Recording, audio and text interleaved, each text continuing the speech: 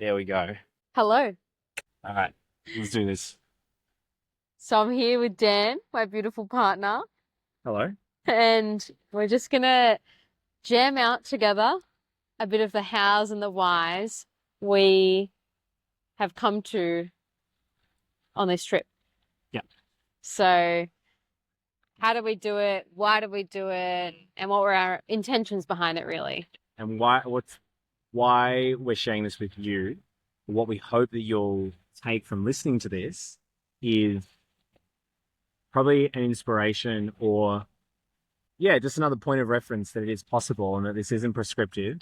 No. We need to say it has to be done our way, but this is what we wish. Showing you evidence. Yeah. And this is what we wish we saw and heard and were surrounded with. Yeah. When this is something that was a pipe dream for us 10 years ago and 5 years ago, Yeah. and hopefully we can collapse how long it takes you to go from an idea to reality. Yes. So let's kick it off. So I nutted it out to 5 key points.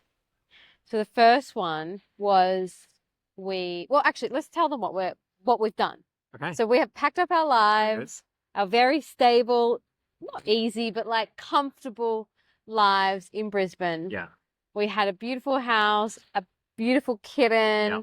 We had routines. Life was easy. And that's the dilemma.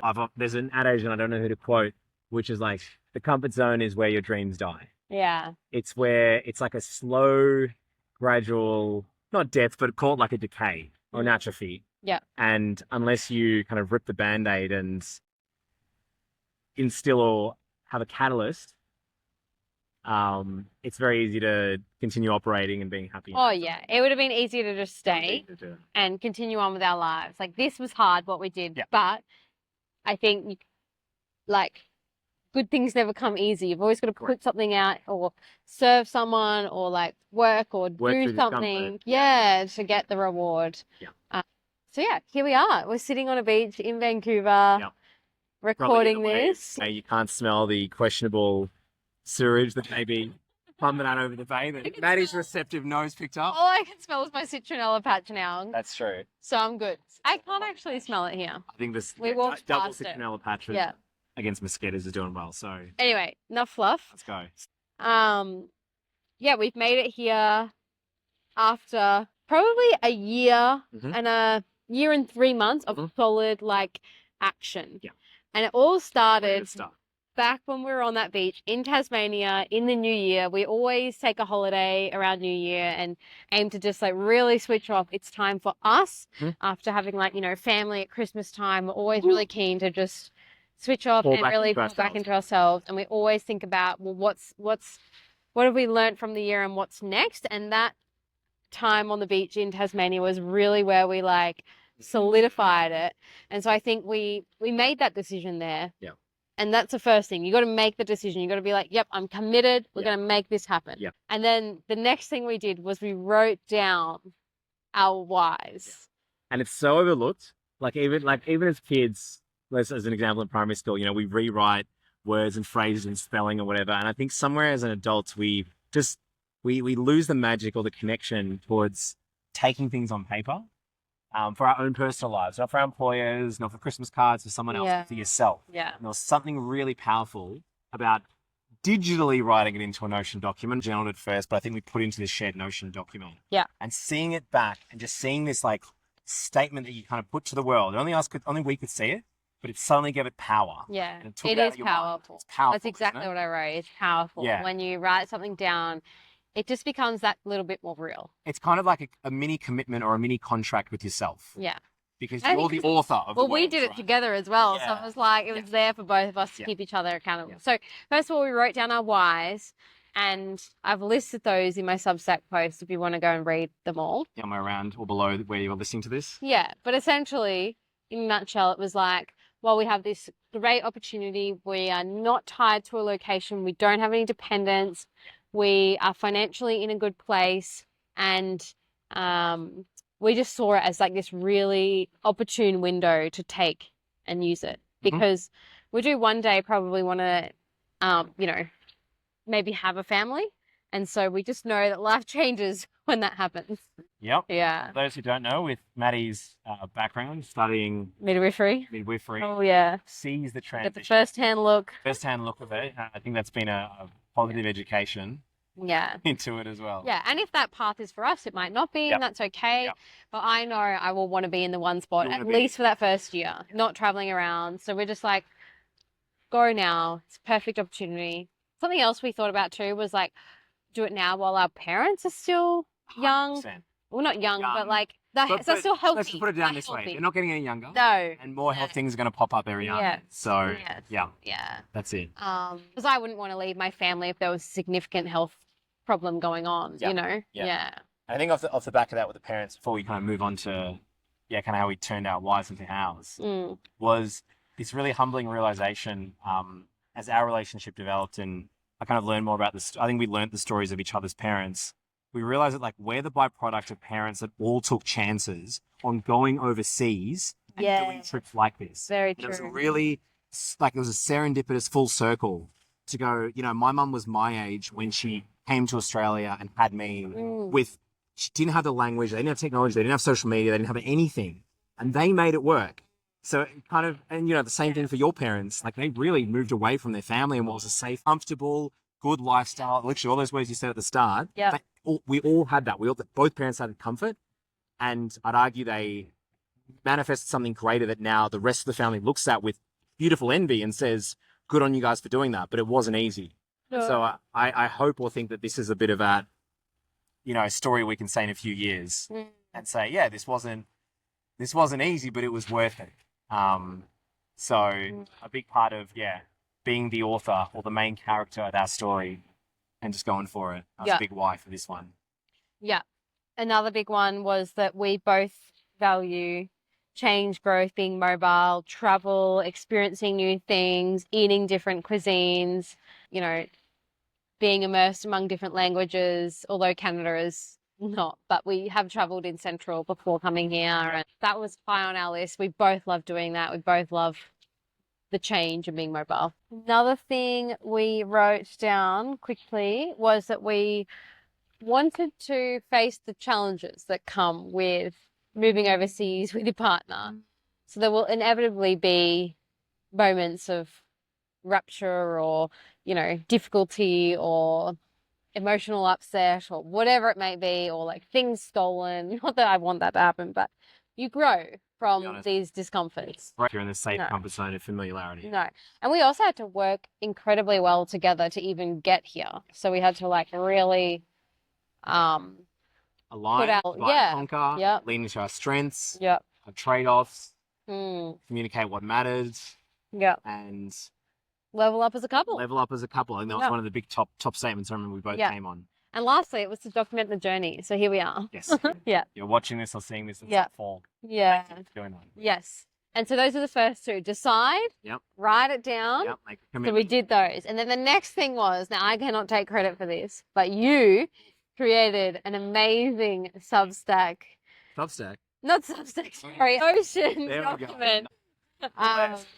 That was our Bible, really. Yeah. I consider that the North Star. You scroll down to see the screenshot of it. Yeah. By the time you're seeing this, it may be potentially a template for you to get your hands on. Yeah. I really hope that would support anyone going through the same. Yeah. It was a living, breathing document where I believe in operating in sprints. Yeah, like, you full operationalize. A little bit like a lion.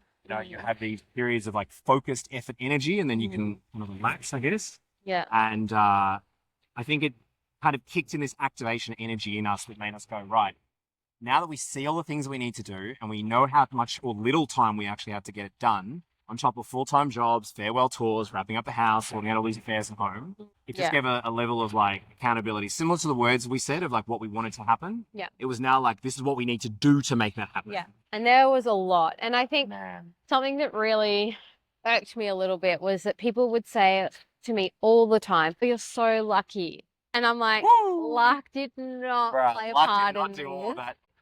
Like, if we just had relied on luck, we would not be here. Nothing would have happened. We would have stayed. We would have, Well, we bought a ticket and believe fluffed in around. luck. You make your own luck. And we busted our asses off to get where we are. And we have been for like a long time. especially the last year. Like Yeah. I was Yeah. working 2 different jobs, It's three different roles. Yeah. Sorry. Yeah. Right. yeah, Yep. studying, still trying to fucking be a human to all my humans and animals. And, you know, I barely had a social life. I still didn't work to full-time capacity yet. I still saved. You were like gunning with your business to really get it into a place where we could take off overseas. And even back further, you like intentionally created this business years ago. Years ago. To to enable location independence. So ain't luck. Yeah, it's funny. There's another saying. It's like, oh, it's funny how the more action I take, the luckier I seem to get. Yeah. There's a real truth to that. Yeah. So I've kind of removed that phrase from my language, saying it to other people. I try to, because I'm like, no, it's not luck. Yeah. Okay, so we operationalized it. The next thing was we set ourselves up financially. I think this is something that like a lot of people don't talk about. Maybe don't talk about. And I think it's really cool to share. Like I don't have any bears in the closet that I'm trying to hide. No. I wish people it was more normalized because it's the oxygen of our existence. Yeah. You know? Yeah. It's currency we need. So what goal did we kind of set between us? Yeah. So I'm not going to say we put a number completely out. It kind of was, but it kind of was. But I think what I maybe didn't say at the time anyway was I was trying to track for a minimum of 12 months of expenses based on what our at the time was our monthly expense outflow. Yeah. And then buff it a little bit more for like, you know, our currency maybe doesn't carry as much. There'll be a few anomaly expenses like buying certain things, doing big experiences like music festivals or purchasing a vehicle. Yeah. And so we ended up landing on 35K Australian each for aiming for a combined 70K. And I think just having that milestone. And like, whilst we didn't maybe exactly hit those numbers. We bloody came close. Well, yeah. But I'm saying like, you know, because I ended up saving more than that. More, which was a bonus. I think I did that because I knew, like, we look at ourselves together, you know what I mean? And we have different strengths. And I looked at, right, I'm probably able to like go hard on the cash flow in those couple 3 months before we left. Like I doubled down. I was working full time for 3 months and I did overtime. But I knew that was going to end. Whereas for Dan, that wasn't the case. Like you're still able to keep your income going while overseas. Our numbers were a bit skewed, but we believe in that principle of fair exchange and like it's never going to be like you know, it should never be I don't think you can never achieve that 50-50. You just carbon copies of each other. Yeah, exactly. And that's pretty boring. Yeah. To have that in a relationship. And I think that was actually quite empowering to. But yeah, we almost did hit it. No, we almost did. I fell a little bit over it. You fell way over. You hit way beyond it. But I think we definitely hit the 70. Yes. Definitely hit the 71, which was really, really cool. Yeah. And there's this level of like, I don't know, emotional poise you get. I'll make an observation or a quick side story where we did it. We initially started our travel in Central America, and I won't go too much into that. That might be for another video. Yeah, definitely. Yeah. But we did a group travel experience, and there were a number of travels that were understandably financially not limited or strained, but they probably weren't able to enjoy the experience. Maybe didn't understand what budget they needed. Yeah. And I understand because I've been in that position when I was a broke 21-year-old, you know, just graduated university student. And we just noticed that like it just seems to be able to rob them of, you know, if they're penny pinching and counting, trying to find the cheapest place or the ATM that does a slightly lower withdrawal rate. The amount of like time and energy, like that's not like worth it. That's what when I think about like money and living a life, it's like it's actually for life optimization. And if you're counting to the very very nth degree, it just robs you so much of that. And so I think something that I really emphasize, not just as a philosophy for life, but particularly for this trip, is I did not want either of us to be in a position of that financial scarcity where we're scrimping and scarcity and wondering, and then literally looking at our bank account. Like I hear so many people say, the money ran out, so we just had to come home early. Like so many people say, like the trip literally ends when the money runs out. And maybe it's a bit esoteric, but I believe that if you are creative enough and you put your combined energy and talents together, you can find ways to sustain or to have done the work ahead of time so that you're not in that position. And so that was kind of the philosophy with it. So if you're listening to this and you go, oh, well, we can't do 70K or we don't need that much for where we want to travel, just commend you to think about what is the amount that will make you feel at peace and at ease and with enough financial runway to breathe and to enjoy things and to give yourself time. Because I don't like operating in that back foot financially like I have in the past, and I think it's felt really liberating to start the trip in that position. Yeah. So we had our goal, we hit it, and then I also, and you as well, we both have investments that we made prior to this, which as well is something that I guess I didn't initially like think about, but I'm like, yeah, my investments are still going to kind of tick along, you know, my property and shares. And it's not like I'm completely going devoid of no income. And that's cool. Like, you know, if I had have done this back when we were 21, that wouldn't have been the case. Because there is like a sense of like, we don't want to just take a year off and just go backwards. And the cool thing is like, you obviously are able to still work, and we've done a few projects together. So it hasn't been totally like we've gone to zero. It's definitely not been that, which is what we intended for this trip. Yeah. And whilst I also like had banked up a heap of leave, like 8, maybe 9, 10 weeks. I can't remember exactly. And so like I was getting paid for 2 months as well. And I made those decisions and I made those trade-offs with this in mind. You know, like I didn't have holidays for a year. Like I did, and I worked around it and I made my own way to do it because I wasn't working full time, but you know, it paid off. Yeah. So there's like all the different ways that you can, I guess, I'm just trying to illustrate that. Yeah, there are like different ways, even though my income ended and I technically wasn't working, I was still getting paid and, you know, doing work back home from online for me, and your work still goes. I think coming back to the very, very first point that we shared about making a decision and making a commitment, I find it's really funny when we often are waiting for something to give us a signal or a green light to kind of like rip the Band-Aid or book the ticket or do the crazy thing. But I think what we're learning more and more is you commit to a decision, but you release the how. You don't have to know it straight away. You just have to have an intention and a vision of what you want, and that you just commit to it. And then what's funny is when your brain is all of a sudden like orientating, some might call it the reticular activating system or the law of attraction, whatever your school of thought is, it's like you suddenly start thinking creatively and asking different questions and going, how could I make that work? Could I potentially work online? It's just asking different questions and you'll get different answers. And that's what happens when we say you get out of this comfort zone, or this routine that you're into. And I just found that right now we've been, I think, pleasantly surprised that we maybe don't have to rely on the jobs that we thought we maybe needed. 100%. That's been me. We got 2 work visas thinking we're probably going to have to work locally. And in Maddie's case, like... work as a paramedic over here. But yeah. And I think that leads really well into the last point that I have, which was like saying no to things so that you can say yes to things. And so like for me, way back when we got the visa, I thought that I would work here as a paramedic. But the closer I was just like getting to it, the more I was like, no, I want a break. You won't feel I want a break. But I didn't know what I would do over here instead to make money and to keep us, you know, afloat.